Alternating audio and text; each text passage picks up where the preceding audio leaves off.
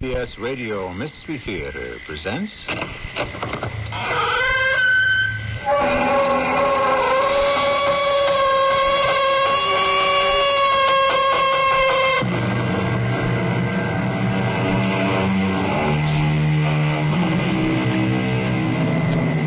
Come in. Welcome. I'm E.G. Marshall. Keep in touch. Don't forget to keep in touch. How often have you said that? Or had it said to you? Sometimes carelessly, a mere formality. Other times earnestly, as though it was a matter of some importance. Now and again, with a feeling of desperation, as though the fate of a relationship depended upon it. Can I help? I don't see how. You know I want to. I want to help you any way I can. Well, if it wouldn't be too much trouble, would you sit here next to me? Of course I will. Now what? Nothing. That's all.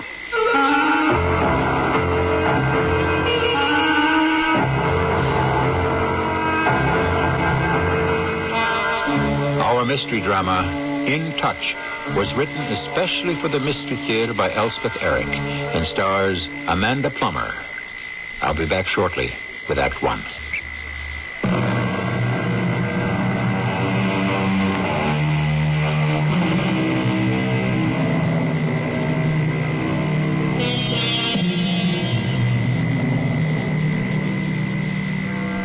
And what happened after you said, keep in touch, don't forget to keep in touch? Was it a letter every so often? Was it an occasional phone call? Was it a card on the 25th of December reading Season's Greetings? Or was it nothing at all? And you, what did you do when someone said, keep in touch? Did you write? Did you phone? Did you send a Christmas card? Or did you let that person slip quietly out of your life, become a memory? Or perhaps not even that? I was spending the summer with Dr. Abramowitz, an old and dear friend of my father's in a pleasant suburban town where he had a comfortable practice.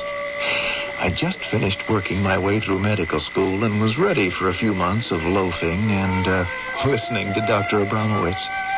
One morning, early, I came down to breakfast to find him on the phone. Edgar, I can't. I just can't. I've been carrying this bug around for days now. If I don't get some rest, I'll be no good to anybody. I know. But tell her to double the dose, see if that helps. And tell her doctors get sick, too. Just like other people. Thanks. Not feeling so good, huh? Running a fever of 102. The darn virus all over town. Now Edgar Bartlett wants me to take a look at his daughter. But he knows I can't help her. Same old thing, nothing to be done about it. Well, what's her trouble? Headache. He expects you to make a house call for a headache? Well, her headache's something else again. Mean, violent, devastating. Not migraine? No, not migraine. Gotta find out what they are. Like a tight belt around her head, she says. Heavy pressure between her eyes. Bad taste in her mouth. Nausea. Stops eating completely. Says she never wants to eat again. How often do they occur, the headaches? 2 or 3 times a year, sometimes more, sometimes less. No indication of what brings them on. Matter of fact, no indication of why they finally go away. They can last as long as a month sometimes. And believe me, that girl goes through purgatory. Listen, how would it be if I went over to see her? My dear boy, just out of med school, and you think you're a doctor already? Oh, I know. Forgive my presumption. Well, still, couldn't hurt. Nice young fellow like you. couldn't hurt a nice young girl like Ellen Broadway. Now, I wouldn't presume to diagnose or prescribe. I know that. I trust you. Go ahead. Go see her. It was a beautiful day, and I walked the half-dozen blocks to the Bartlett house, wondering all the way why I was going there and what I would do when I got there. Perhaps Dr. Abramowitz had been right, a medical student fresh out of school, thirsting to confront a real patient.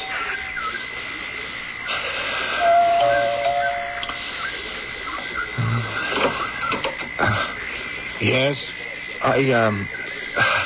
I suppose I should have phoned first or asked Dr. Abramowitz. I talked to Abramowitz half an hour ago. Yes, I know. I was there. He wouldn't come over. Well, he's really not well. Fever of 102. He told me. Yeah. He suggested that no, that's wrong. I suggested that I come in his place. Oh, you're a doctor, right? Well, no. I just graduated from medical school. I'm taking the summer off, staying with Dr. Abramowitz, and, well, he's so overworked right now and not at all well himself. Yes, he told me that on the phone. So on an impulse, really, I don't know just what I thought I could do, but I asked if I might stop over and see your daughter. Not as a doctor, exactly, more as someone who cares, you might say, as a doctor would care. Am I making any sense to you at all? Not much. But come on in anyway. Thank you. Follow me. Ellen's on the chaise in the living room. These terrible headaches. When she comes down with one of those, nothing helps. Oh, Ellen. There's somebody here to see you. Dr. Abramowitz? No. But it's a friend of his, a gentleman who's staying with him for the summer. I don't think you told me your name. Post. Daniel Post. I'll leave you two together. Anything you want? Coffee or something? Oh, no, thanks. Nothing. If there is, well, just call me, all right? We will, thank you.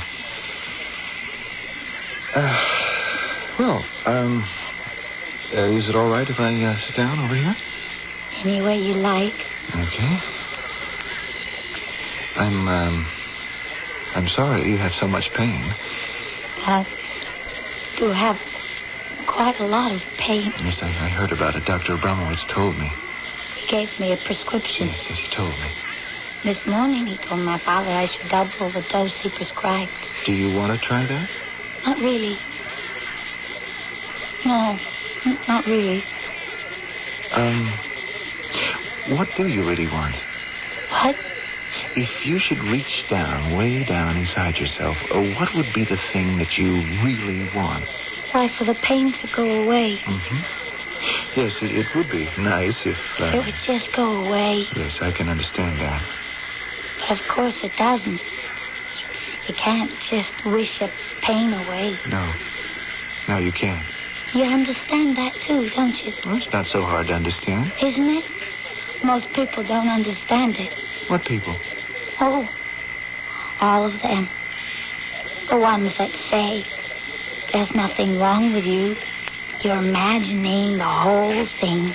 You just want attention, stuff like that. Well, what's wrong with that? With what? With wanting attention. When you're in pain. I mean, you can't expect everybody to just drop everything and pay attention to you. I mean, that's not fair. Or right. It's not grown up. It's not reasonable. But there's nothing wrong with wanting it. The world doesn't revolve around me, you know. It used to, didn't it? What? When? Quite a while ago. You mean when I was little? Very little. Like a baby? Well, the world does revolve around a baby, doesn't it? Does it? Well, I should think so. For the baby, the world is mother. Not the father. I think the father enters the picture later. You know, when I'm feeling very helpless, incompetent, lonely, unappreciated, sometimes I feel I'm a baby again. And, I want my mother. You do? Yes, I do. I want her to put her arms around me and tell me everything will be all right and that I'm loved and cherished and understood and there's nothing hiding under the bed waiting to get me. I never had a mother. Oh? How did you get here? I don't know. I only had a father. No mother at all. Tell me about that. If I had a mother to start with, and I'm not at all sure I did, she was locked up somewhere. Oh? Lots of hush, hush, quiet now. Don't go in there. Stay where you are. Don't move. Don't make a sound. And the black shadows up there, big and black and going to burst and drown everything. Drown the house. Drown the dog. Poor little thing. Sharp, jaggedy spear goes through your head. Lightning. Burns your brains out. Makes you stupid. Dodge. Duck. Hide. Save the dog. Save somebody. Hang on. Don't let go. Look out. It'll get you. Hold your breath and count to 10. It's going to get you and you'll crumble into dust. Hush. Don't make a sound and they'll never know. Don't tell. Lie still and no one will know. No one will ever know. Absolutely nobody will ever know. Even after you're dead. She went on like that for almost an hour. I simply sat in the chair and watched her. She sounded like a mad woman. But gradually, her face began to change. The pinched look began to smooth out. Her eyes seemed to clear. Her hands relaxed. And then her whole body. Until at last, she fell asleep. How is she? I don't know, really. She's asleep. Asleep? Oh, my. You think the headache's gone? I don't know. I wouldn't want to wake her up to ask her. Must be. She couldn't sleep like that if it hadn't left her. Great Scott. She looks so happy. I don't think I've ever seen anyone look that happy. Like a child. What did you do to make her look like that? I didn't do anything. Well, you must have done something. I just sat over there in that chair and never went near her. I was getting ready to leave. I might as well. No, wait a second. You look awful. I do? Yeah, you're pale. You look exhausted. Look at you. You're shaking all over. So I am. And I'll be running along. You're quite sure you're all right? Oh, quite sure I'm fine. Except that, I seem to have this awful headache. I hoped the fresh air would help, but it didn't. All the way back to Dr. Abramowitz's, my head felt clamped in a sort of steel helmet. Waves of nausea swept through me. I felt I'd never be able to eat again. And between my eyes, my nerves started to crackle.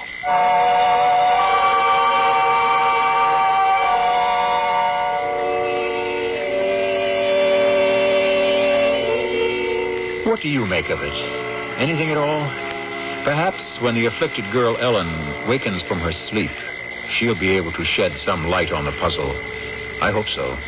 But for that, we shall have to wait for the second act.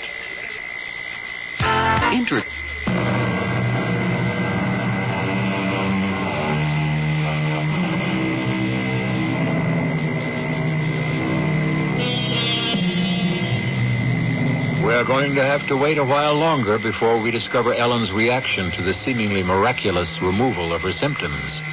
For there is another person involved here, Edgar Bartlett, her father, who admitted the young medical graduate Daniel Post to the house and left him alone with the suffering girl. Mr. Bartlett's reactions, too, are worth observing. Strange. Very strange. I thought of running after the young man, but I didn't.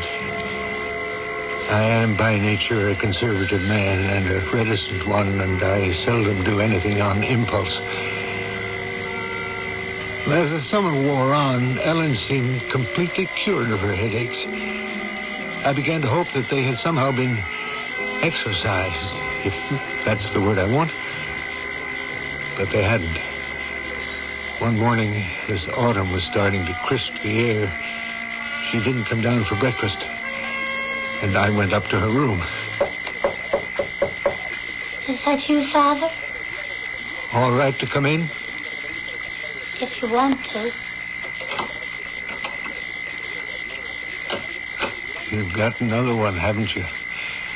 And I was hoping... I'm sorry. It's been... how long has it been now? 2 months since the last one? Almost 3. Look, honey, what can I get you? Nothing. What about those pills Dr. Abramowitz prescribed? Do you still have some of those? They don't help. I know.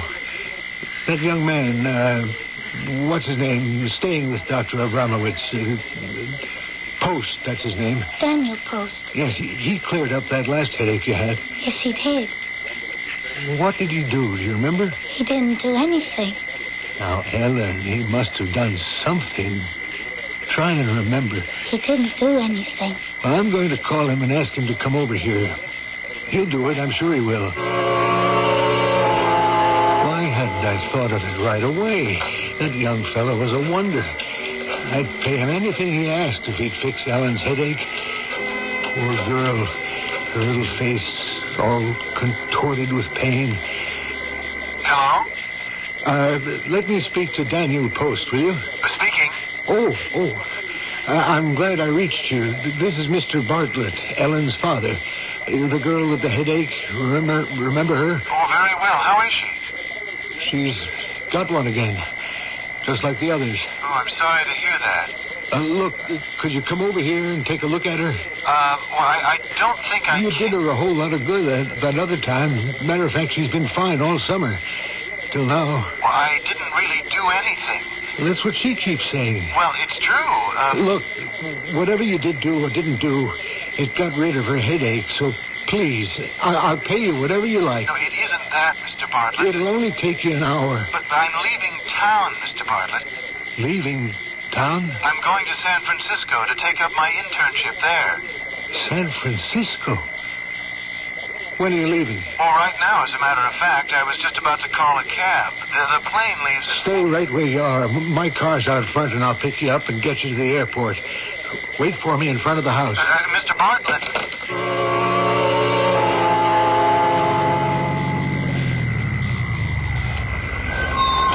Hop in. Throw your bag in the back seat. It's very kind of you to do this. Oh, I'm not doing it to be kind. How long are you going to be in San Francisco? A year. A year? A whole year? It's my internship. That takes a year. Well, I have to find out what to do about Ellen. The headaches. I wish I could tell you. Start with when I went out of the room and tell me everything after that. Come on now, I have to know. As near as I can remember, I said I was sorry about the pain, and she said it was pretty bad, and I said if you could have anything, something like that, outside of the pain going away, what would you want most? I really can't remember just how the conversation went. Try. Well, she said people told her she was trying to get attention, something like that. I may have said that to her sometime or other. She said the world didn't revolve around her. That sounds like something I might have said. And I said, what did I say? I said it used to revolve around her when she was a baby. What made you say that? Well, it's true, isn't it? The baby's mother. For the baby is the entire world. Her smile is the sun, and her frown is the storm. Oh, listen to me. I haven't even practiced pediatrics. What do I know? You must have had a darn good mother. Yes, I think I did. Ellen didn't have any. She... I beg your pardon? My wife died a few days after Ellen was born. Peritonitis. Oh, I didn't know. Naturally, I hired nurses for the baby. Of course. Best I could find. I'm sure. Well, go on. I remember now. Ellen did say something about her mother being locked up somewhere. I didn't feel I should pry into that. Well, you know. Well, she was locked up in her room, fighting for her life. And losing. I think she only saw Ellen once, or twice, for a few seconds. Then Ellen started talking, kind of wildly, about black shadows and streaks of lightning and dying. Dying? Did you ever hear of marasmus, Mr. Bartlett? Marasmus? What's that? Emaciation. Enfeeblement, usually of infants due to lack of food or lack of love. It can be fatal. Are you trying to tell me I don't love my daughter? No, I'm sure you love her very much. I'd better get you to the airport.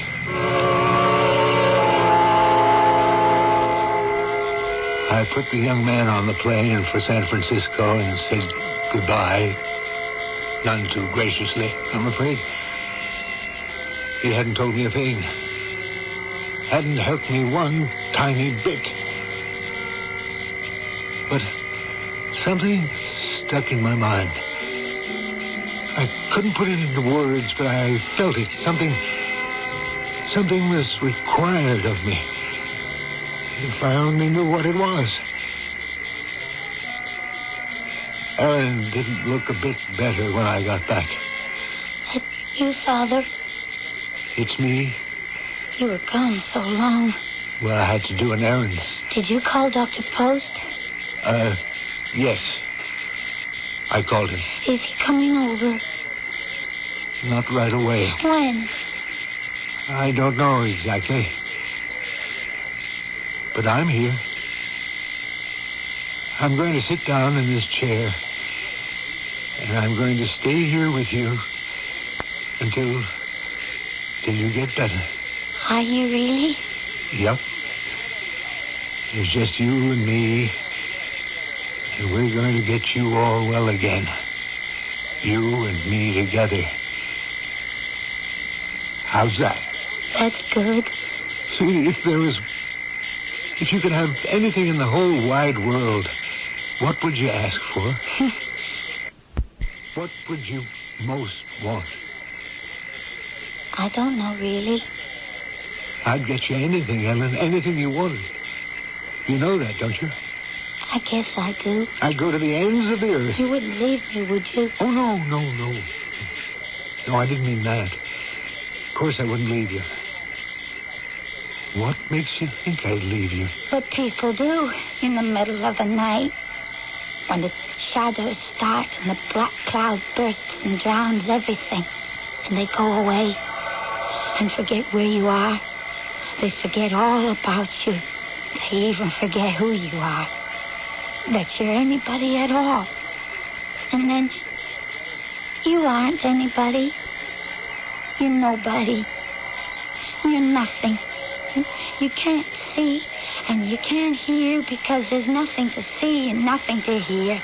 And it'll go on being that way forever and ever. And you can't bear it. You can't stand it. You simply cannot stand it. You want to die and you can't even do that. So that was what Dr. Posted meant when he said she talked like a mad woman. I gripped the arms of the chair and held on. Simply held on. I was no doctor. I was a simple-minded man with no experience to tell me what to do when something like this happened. Ellen, honey. Head still hurt? Yes. Sweetheart, would it bother you? Would it be all right with you if I came over there and sat on the edge of your bed? I don't know. Now we're going to ride this thing out together, aren't we? Aren't we going to fight this thing through together, the two of us? We are, aren't we? Yes. You bet we are. You and me together. Father, would you hold my hand? Hold your hand? Well, of course I'll hold your hand. Don't let go. No, I won't let go. I'll never let go.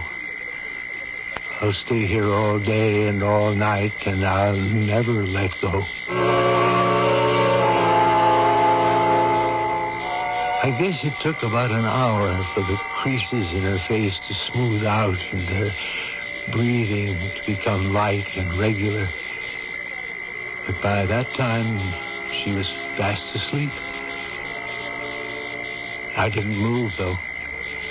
I sat on the edge of her bed and held her hand the rest of the day and all night.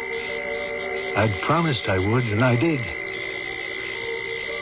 For the first time in my life, or hers, I held my child's hand.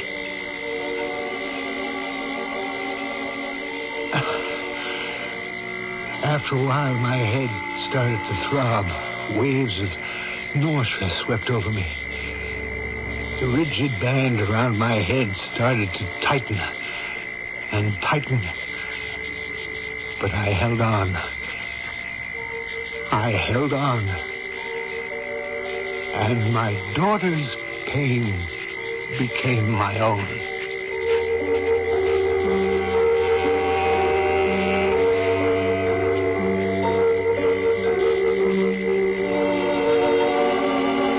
It is hard indeed to watch the suffering of someone we love.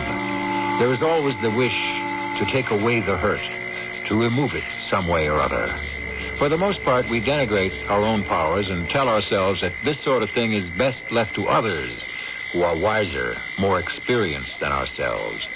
But now and again, can it not happen that by some mysterious force we know nothing about, we can be the healers ourselves?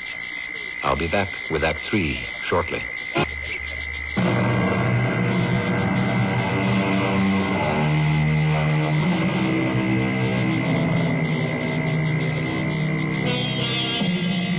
Now, at last, in the third and final act, we can turn our attention to our central character, Ellen Bartlett, whose sporadic but shattering headaches have been a blight on her young life. A medical graduate, previously a stranger to her, was able to dispel her symptoms without in the least knowing how he did it.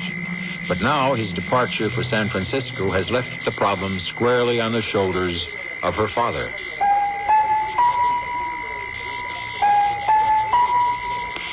I don't know how long I was asleep, but when I woke, I was well, supremely, gloriously well. The first dawn light was showing at the window, and at the foot of my bed sprawled my father, a huddled heap. But my hand was still in his, where I had put it the day before.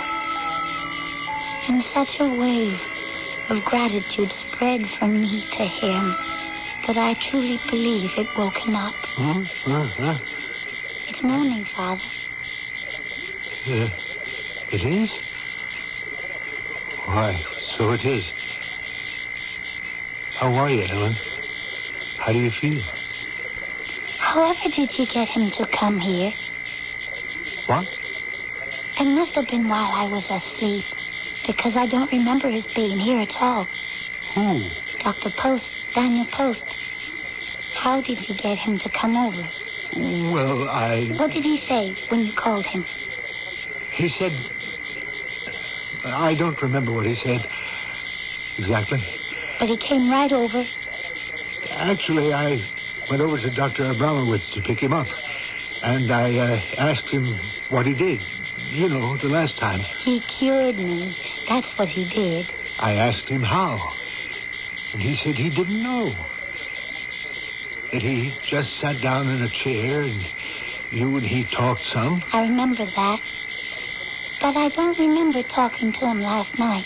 You didn't talk to him last night? But I must have. No, honey. Dr. Post flew to California yesterday. He couldn't have. I drove him to the airport. No. He must have been here. You brought him here. He's starting his internship at a medical center in San Francisco. He won't be here anymore. I guess not. But what will I do if the headaches come back? I'll be here. Was it you? Was it you that made the headaches go away? I don't know. But it seems to have gone away, and there was nobody else here but me. Then you did it. How did you do it? I don't know. I didn't really do anything. I came back after I took Dr. Post to his plane, and I asked you, would it be all right if I came over here and sat on the edge of your bed? Why did you want to do that? Because I couldn't stand to see you suffer. You've seen me with a headache before. I know. Only this time, I couldn't stand it. I sat down right here. And then you asked me to hold your hand. And you took my hand and said you'd stay here all day and all night, holding my hand and never letting go. That's what you did, isn't it? You never moved. And you held my hand all day and all night, and you never let go. Because when I woke up, there you were, all rumpled and funny looking, lying across the foot of the bed. You were asleep, but you still had hold of my hand.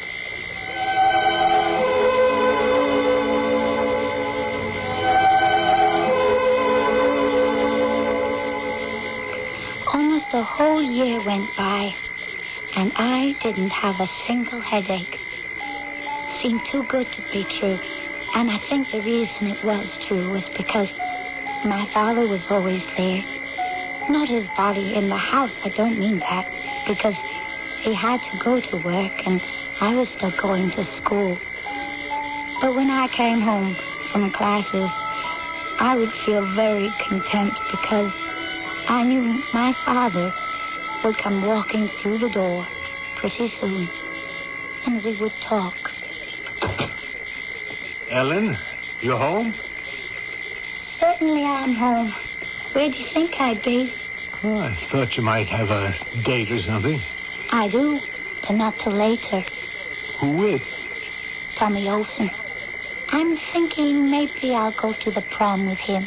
Oh, he's asked you? Several young men have asked me. Oh, that's good. But then why not? You're so pretty and so sweet. And so intelligent. Yes, and that too. Let's go have a glass of sherry together, shall we? Before your date gets here. It was that way all the time. So friendly, so close, so cozy. There was nothing I did that he wasn't interested in. Nothing I said that he didn't listen to as though it had importance. I felt myself growing, blossoming, turning into something very like a real flesh and blood woman. We talked about life and love, and I was astonished to discover that he didn't know everything about either one, and I was pleased too. He was a father. He was a friend. He was a confidant. He was, at this late point in my life, something like a mother. Tonight's the prom, isn't it? Tonight's the night. You're going with Tommy Olsen, right? No, Dennis Fallon. Well, you said you were going with Tommy Olsen. I forgot to tell you, he got the flu. He called up this morning. He sounded awful. Ellen, after the prom and the graduation and all that, why don't you and I take a trip? Go abroad together. Go to Italy or France or England. Or all three. That would be wonderful. I'll start getting together all those folders and stuff and ask about reservations and hotels. Only there's something I want to do first. Oh, what's that? I want to go to San Francisco. What for? I want to see Dr. Post. What for? I want to talk to him. What about? Oh, things. How long will you be gone? I don't know exactly. A day, a week, maybe longer. But you'll keep in touch with me, won't you? Don't worry. I'll keep in touch. The medical center where Daniel Post was interning was a huge place. I had a little trouble finding him, but finally I did. Sit down. Sit down. You want coffee or anything? No, just to talk to you. You are looking so well. Daniel. What made it happen? Made what happen? What made my headaches go away? You know something? I don't know. I've got no idea. But you must have. But I haven't. I have a sneaking suspicion, but I don't really know. What's the sneaking suspicion? Being close. Being in touch. Relaxing with someone. Relaxing into someone, if you get my meaning. Knowing that you can trust someone enough to share your pain. It's not easy, to share your pain. For some people, it's very, very difficult. For me, it was impossible. Till I met you. I think, though I'm not sure, that it was not having a mother when you were little. But then you came along. And I shared my pain with you, didn't I? Yes. Yes, you did. Heaven knows why. Because I loved you. Hold on a minute. That's why. No, wait a minute, Ellen. That's why I came out here to see you. There are lots of boys at home. They tell me they're crazy about me. A couple of them asked me to marry them. I had to be sure about you first. Please, Ellen. You're the one I love the best. The first. The only one. Please. Tell me you love me. Daniel, please.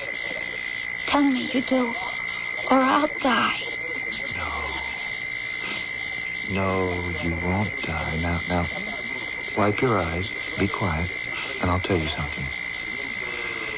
When I've finished my internship here, I'm going to take up residency in a psychiatric hospital. And do you know why? Do you know what turned me in that direction? You. You did. I wanted to find out why just talking to you drove out your headache. And why your father holding your hand all night did the same thing. And you don't love me. Dear girl, this is only the second time in my life I've even seen you. But you've been very important. You've changed my life around. If you don't love me, I might as well go home. I think you should. Give my best regards to your father. I will. And Ellen, keep in touch. Don't forget to keep in touch. All the way home, I thought, what if I get another of those awful headaches? I really thought it was love between Daniel and me. It had to be love. Why? Because it felt so good, so right. If it wasn't love, what was it? Finally, the plane landed, and right outside the barrier stood my father, looking anxious and eager. Ellen! Over here, Ellen. Over here. Oh, Father, I'm so glad to see you. Why, now? What is it? What's the matter? He doesn't love me, Father. I was so sure he loved me. I was so sure I loved him. But he doesn't. Doesn't at all. I was a fool. I was stupid. I was an idiot to think... No. Before we go home, you just come over here and sit down and tell me all about it. Just sit down here and tell me. Put your head on my shoulder. Let me hold you for a little. Go ahead and cry if you want to.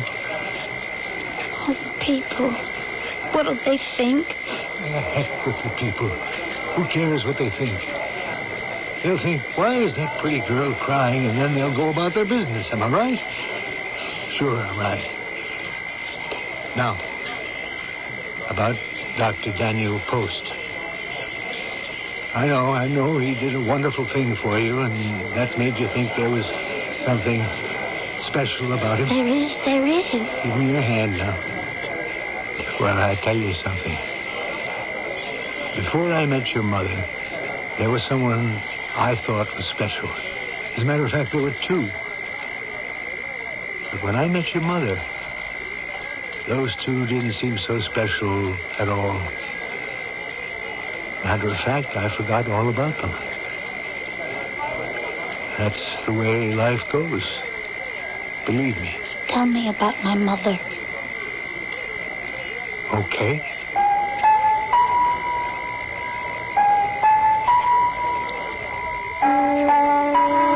He held my hand and he talked, and I listened. And things started to straighten out and seem not so complicated after all. When I got home, Tommy Olson called up, and we made a date for later in the week. I'm married to Tommy now, and we're very happy. And I've never had a single headache since.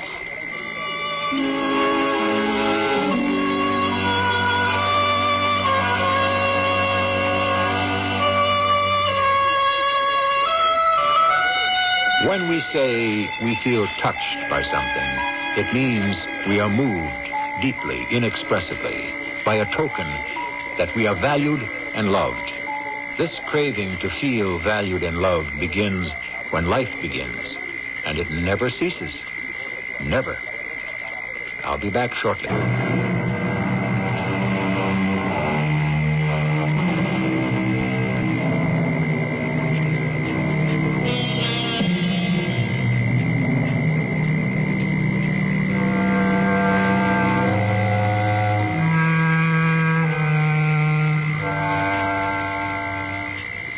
It is the mother who touches the child at the start, before the eyes can focus, before words have meaning. Touch is what has to make the contact between the infant and the bewildering outside world. If the mother is not there to touch, then someone else, sooner or later, must do it. Our cast included Amanda Plummer, Robert Dryden, and Russell Horton. The entire production was under the direction of Himan Brown. This is E.G. Marshall, inviting you to return to our Mystery Theater for another adventure in the macabre. Until next time, pleasant dreams.